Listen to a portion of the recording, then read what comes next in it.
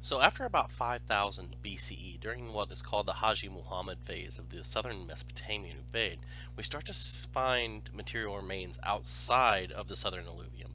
The first locations of this are actually in the De Loran and Susiana plains here, just off the alluvium here in the lowlands of southwestern Iran. And here we kind of see parallel developments of local black on buff ceramic pottery traditions that mimic and mirror what we see in southern Mesopotamia. And then beginning around the end of this Ubaid II phase, we start to find sites all up and down the Gulf Coast that start to show the presence of Ubaid style pottery. Now, a group of scholars led by Joan Oates in the 1970s did neutron activation analysis. That is, the look at the mineralogical composition based on isotopic signatures from the pottery that was showed up in these Persian Gulf sites, and it was shown that they were all produced in the Ur Eridu region. So this is pottery that's being made in the southern Mesopotamia that's then being traded down into the Gulf as far south as the Straits of Hormuz. And if we kind of look here around Qatar, today and up through Kuwait and Saudi Arabia, so far there have been about 60 or so archaeological sites that show Ubaid Mesopotamian style pottery. Um, so what we can kind of think about is this is goods and resources, pottery, and likely also textiles that may have been decorated with the same geometric designs are moving southward into the Persian Gulf, likely in exchange for resources like copper. On the mines, extensive copper mines in Saudi Arabia, or diorite, or other minerals that are being used to make polished figurines and those mace heads and objects of the sort in southern Iraq. So what we kind of see here is the indirect presence here of boats and their importance in Mesopotamian Ubaid society that mimics and mirrors what we see with the boat models from Eridu. So in addition to the exchange networks here, we see small scale amounts of obsidian that's coming from the sources around the Lake Van region here in modern Turkey that's showing up in these Persian Gulf Ubaid sites. And it's likely that it's coming down the Tigris and Euphrates basins and then being kind of traded through these systems into the Persian Gulf. Um, and so by the Ubaid III period, around 4500 BCE, we see the movement northward of Ubaid societies up the Tigris and Euphrates Valley. Now, we already talked about the sites of Tel Abada and Madhur.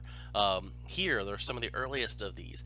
But by the time we kind of look into this around 4500, 5000 to 4500 BCE, we're seeing sites all up in the upper Tigris into Turkey, here at like Kenan Tepe and Degeramen Tepe. And by the end of this period, we can even see sites like Gozador up here in Azerbaijan that show strong Ubaid connections. So in northern Mesopotamia, this tradition largely replaces Halaf occupations. Although there are some sites that show Halaf continuity, but we can kind of start to think about the initial stages of this, of Ubaid and Halaf settlements living on the landscape at the same time, with eventually Ubaid settlements winning out or becoming the dominant ideological regime through this. So when we kind of look at this, we see this like large-scale territorial expanse that is really one of the largest unified material cultures we see in the Near East until the rise of the Neo-Assyrian Empire in the 8th century BCE. Now, archaeologists have had a lot of thoughts about what this looks like. Joan Oates, one of the leading scholars on the Ubaid in Mesopotamia, who kind of created the Ubaid chronology based on the ceramic sequences at Eridu, has argued that southern Mesopotamian peoples moved outward due to increased population pressures and the need for resources like copper and obsidian. So, in particular, sites like Deirem and Tepe up here near the Ergani copper sources and near the obsidian sources at Nimrud Dag, she basically argues that these populations were founded by southern Mesopotamian peoples who moved up the Euphrates valleys to gain access to this material. So, in this sense, we're looking at a very real idea of physical movement and the establishment of Ubaid colonies. However, most archaeologists reject that view. Hans Nissen has suggested the presence of what he called an Ubaid interaction sphere, which basically kind of looks at this as the trade is occurring between symmetrical exchange relationships, that is, village to village, trading with their neighbors. And that this long distance trade led to not only the trade of goods, but the transmission of cultural values and ideologies, and material cultures, and more importantly, an aesthetic style. And that the simplified decorative techniques on Ubaid pottery, those simple black on buff geometric designs, were less about the ideological coding and more about the simplification of the production process. And that's, he argues, is the introduction of a tournet, which is essentially a lazy Susan, in which you would hold the brush still and spin the pot around, that allows for the easy production of these decorative techniques and sped up ceramic production. And that kind of limited the artistic repertoire of the motifs because of the production technique, and that's what explains some of the similarity, according to Nissen.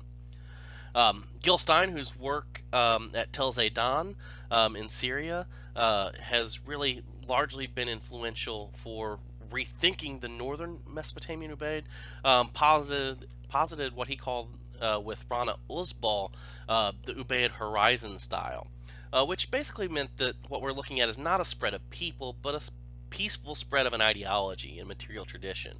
And so we can kind of start to think back to this discussion we had with European Neolithic between migration and diffusion. Joan Oates is arguing for a migration model of Ubaid colonization of the Upper Mesopotamian system, whereas Nissen and Stein are arguing for a diffusion-based model where it's not, where the pots don't represent the movement of people but the movement of ideas.